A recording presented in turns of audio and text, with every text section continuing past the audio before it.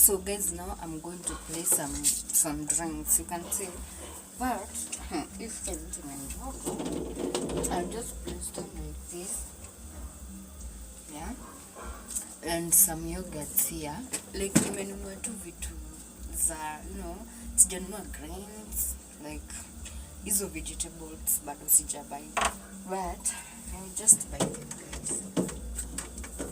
Yeah, so I have some yogurts here, like I like them. That's why I decided to go, because I just wanted to do something with you guys.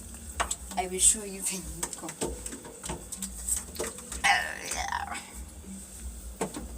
At least kake kama kamejaja kakona kitu, just in case you have some visitors. Awatakuwa like zile za